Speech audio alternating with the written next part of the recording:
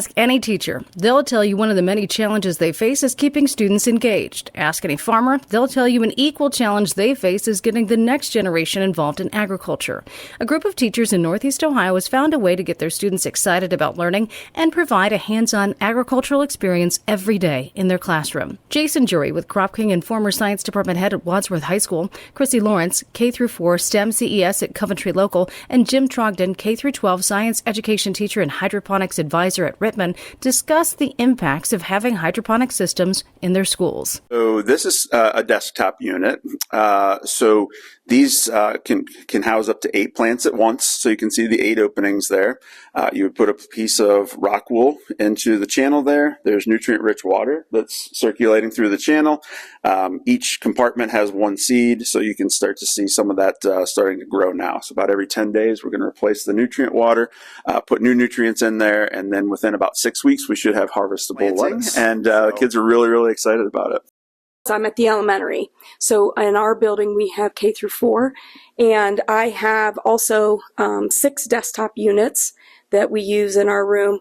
And we also, a couple weeks ago, set up and already have planted using the Flex Farm system from Fork Farms. And what's interesting to hear is we are on a much different level, but it starts at the basics. So we're still talking about even kindergarten, where it's plant needs, and then going into first grade and all of those the standards that go along with that.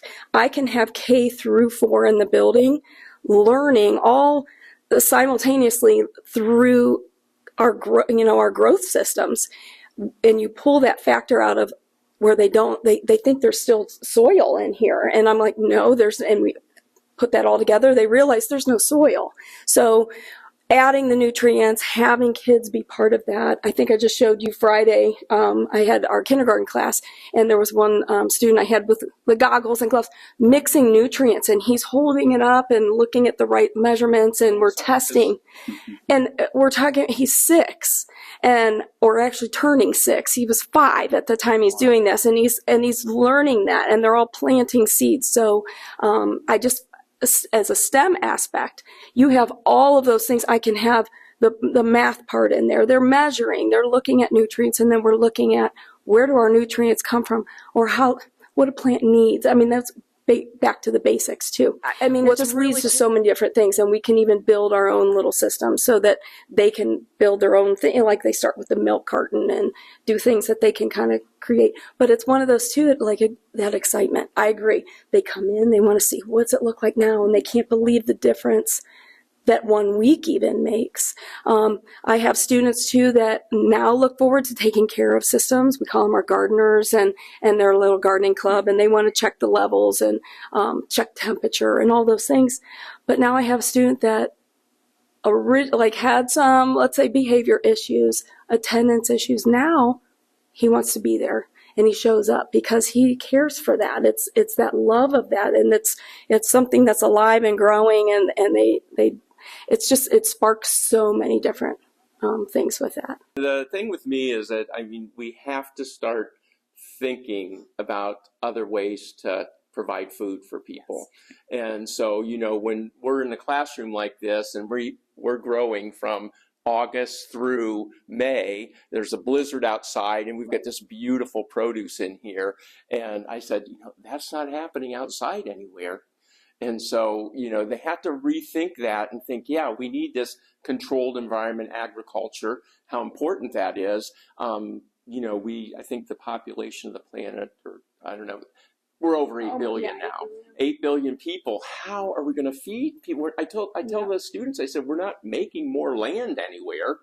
And so, many farmers are, caving in, and, they're selling their property for millions of dollars because farming's hard work. Yes.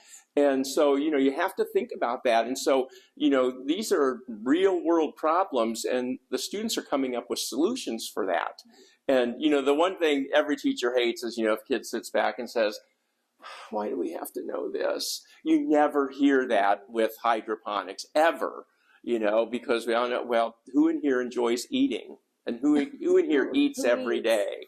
Yeah. So it involves all of us. But even like the nutrition aspect of it, I see that with students who I know aren't getting the proper nutrition and the proper food every day, basically because it's not available.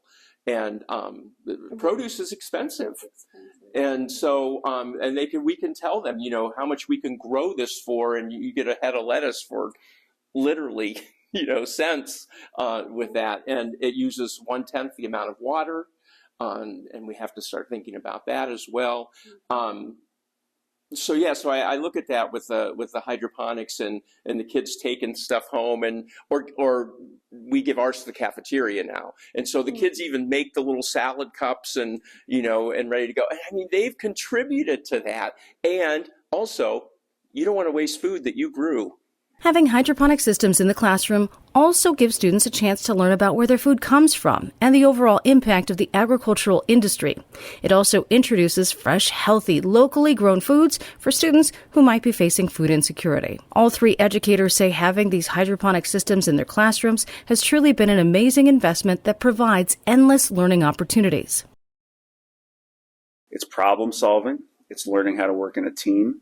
It's working around problems that you didn't necessarily expect to have happen and finding solutions in a way that involves thinking about the problem and then unpacking that and then coming up with something that can be done to fix the issue. Rittman High School STEM students participated in a harvest at the Heritage Hall Hydroponics Lab, picking more than 30 pounds of lettuce and herbs. The students and their teacher, Bethany Marcum, discuss how the harvest will be used and how they feel about the class. We are kind of taking our systems and we grow different types. We've done lettuce, we've now done herbs, and we give to our cafeteria. We also look to give to our teachers in our district, and then we also donate to the server downtown, which helps our community out a lot. For In Ohio Country Today in Wadsworth and Rittman, I'm Amanda Mangan.